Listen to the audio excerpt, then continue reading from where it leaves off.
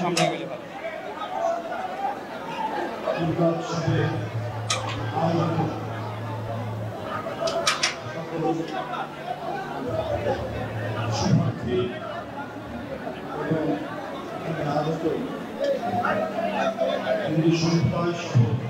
সকল সম্প্রদায়ের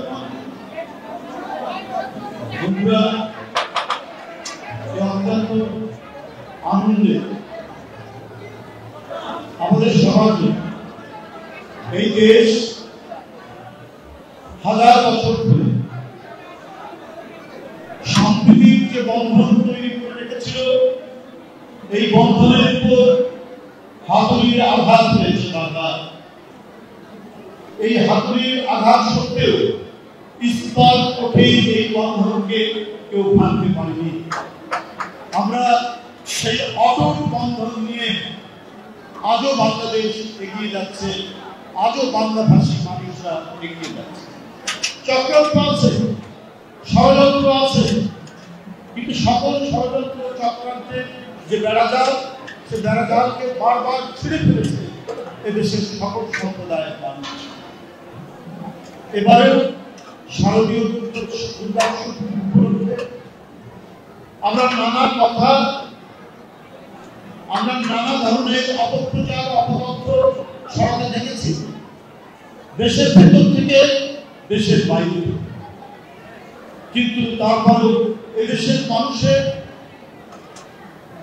সকল সম্প্রদায়ের যে শুভেচ্ছা ও ভ্রাতৃত্ববোধের যে নিদর্শন, সেটা দেশের মানুষ প্রতিষ্ঠা করেছে, এবারও সেটা নিশ্চিত করেছে।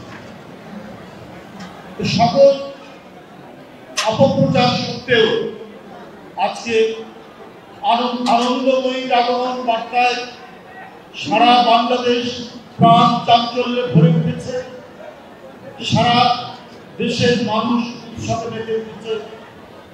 আমি এই শারদীয় দুর্গোৎসবের হিন্দু সম্প্রদায়ের সকল মানুষকে আমি প্রাণ ভরা শুভেচ্ছা জ্ঞাপন করছি। উপস্থিত শিক্ষক, ছাত্র এবং অভ্যাগত অতিথিবৃন্দ সবাইকে আমি শুভেচ্ছা জানাচ্ছি।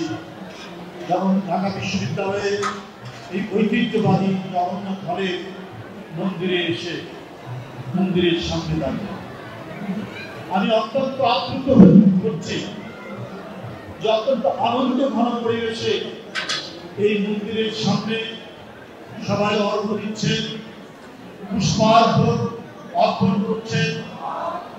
দেবীর বেদিপুরে কোনো সংশয় নেই, কোনো শঙ্কা নাই, কোনো ধরনের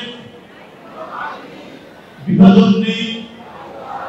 এখন অসাধারণ ভাতৃত্ববোধে উদ্বুদ্ধ হয়ে এখানে আমরা সবাই সমবেত হয়েছি। অতিথিবৃন্দ, সুধীবৃন্দ, আমাদের এই বন্ধন কেউ কখনো ভাঙতে পারবে না। অনেক চেষ্টা হয়েছে, চেষ্টা চলছে। এদেশে যারা পরাভূত শক্তি, তারা অনেক, তাদের অর্থবিত্ত আছে, তাদের অনেক টাকা পয়সা এখনো দেশের জন্য আছে, অনেক টাকা তারা পাচার করে দিয়ে গেছে। সেই টাকাগুলো খরচ হচ্ছে বাংলাদেশে নানাভাবে নাশকতামূলক কাজ, নানাভাবে তারা অন্তর্ভাগ তৈরি করার চেষ্টা করছে। কিন্তু এই দেশের মানুষের যে প্রাণের যে শক্তি, এই শক্তি অফুরন্ত। এই শক্তির কাছে সকল রাষ্ট্রকারী চক্রান্ত ভেসে যাচ্ছে, কেউ কিছু করতে পারবে। আজকে আমার বিস্ময় মনে হয়, বিস্ময়কর মনে হয় যে আজকে কেন আমাদের পার্শ্ববর্তী দেশে এই ধরনের একজন পরাজিত মানুষকে সেখানে আশ্রয় দেওয়া হয়েছে। কেন যে শিশুর রক্ত পার করতে দ্বিধা করেনি, যে কিশোরের রক্ত পার করতে দ্বিধা করেনি, যে তরুণের বুকে গুলি চালাতে দ্বিধা করেনি, আজকে তাকে কেন আশ্রয় দেওয়া হচ্ছে? কেন তাকে প্রতিষ্ঠা করার জন্য নানা বয়ান তৈরি করা? আজকে এই প্রশ্ন সবার মুখে মুখে, এই প্রশ্ন সবার কাছে। বাংলাদেশের হিন্দু মুসলমান, বৌদ্ধ খ্রিস্টান একযোগে আমরা ৭১ সালে লড়াই করেছি না? আমরা পাকিস্তান হানাদার বাহিনীকে প্রতিহত করেছি। তো অন্য কোনো হানাদার বাহিনী থেকে আসে, তাহলে দেশের জনগণ, হিন্দু মুসলমান, বৌদ্ধ খ্রিস্টান, সাঁওতাল, ভীল, চাকমা, মারমা সবাই একযোগে প্রতিহত। এটা আমাদের অঙ্গীকার, এটা বাংলাদেশের মানুষের অঙ্গীকার। বাংলাদেশ তৈরি হয়েছে কে মুসলমান কে হিন্দু এই পরিচয় নয়। বাংলাদেশ তৈরি হয়েছে এই সীমানার মধ্যে যে জনগোষ্ঠী বাস করে তার ধর্মীয় পরিচয় যাই হোক, সে মুসলমান হোক, হিন্দু হোক, বৌদ্ধ হোক, খ্রিস্টান হোক, সে তার দেশকে ভালোবাসে, দেশের মানচিত্রকে ভালোবাসে, দেশের প্রতিটি জনগোষ্ঠীকে ভালোবাসে। এই ভালোবাসায় উদ্বুদ্ধ হয়ে কেউ যদি বাংলাদেশকে নয়া উপনিবেশ করাতে চায়, দিল্লি এবং দিল্লির যারা দাবিদারি করেছে দেশের পরাজিত শক্তি, তারা যদি নয়া উপনিবেশ করাতে চায়, এদেশে হিন্দু মুসলমান সবাই একযোগে সেটি প্রতিহত করবে। এটাকে কোনো উপনিবেশ করা যাবে না।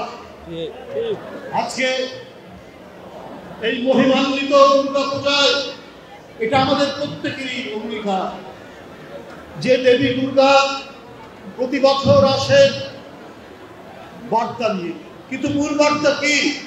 অসত্যকে, অন্যায়কে, অপকর্মকে যিনি বিনাশ করে দুর্গত নাশিনী বলে যার একটি অভিধান, তিনি তো মা দুর্গা।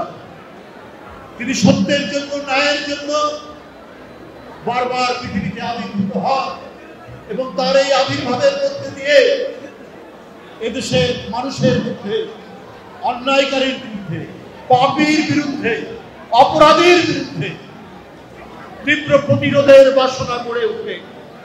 কেন দুর্গা পূজার মূল বার্তা হচ্ছে সেটি। আজও অনেক অসুর রূপী অনেক মানুষ যারা বাংলাদেশকে ধ্বংস করতে চায়, যারা বাংলাদেশের গণতন্ত্রকে এবং বাংলাদেশকে পরাধীন করাতে চায়, তাদেরকে বিনাশ করার যে মন্ত্রণা, এই বিনাশ করার মন্ত্রণা আমরা পাই এই দুর্গা পূজার মধ্যে।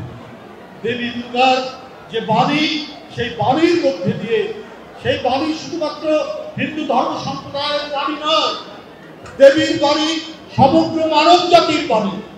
দেবীর বাণী বাংলাদেশের প্রতিটি জনগোষ্ঠীর বাণী।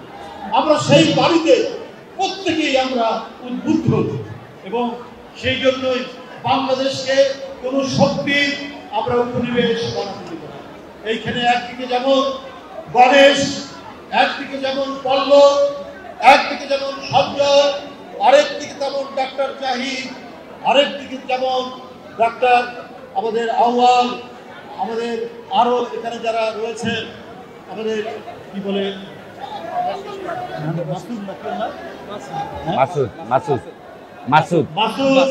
রাজু যারা আছে, প্রত্যেকে হাতে হাত ধরে বুকে বুক মিলিয়ে আমরা বহিঃশত্রু মোকাবিলা করব। এটা আমাদের প্রত্যেকের অঙ্গীকার। আমি আর বক্তব্য বানাতে চাই না।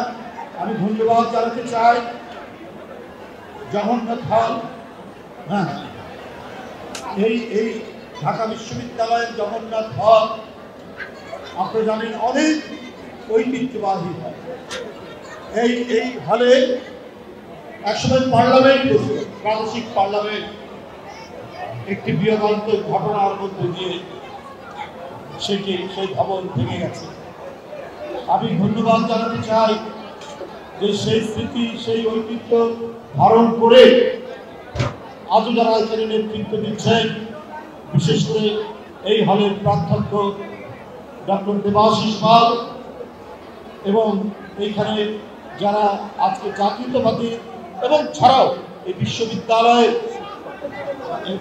দেবাশিস পাল সহ সকল শিক্ষকবৃন্দ এবং এই হলের ছাত্র সংসদের ভিপি সহ যারা নির্বাচিত হয়েছেন সকলকেই আমি জানাচ্ছি আন্তরিক শুভেচ্ছা, তাদেরকে অভিনন্দন দিচ্ছি।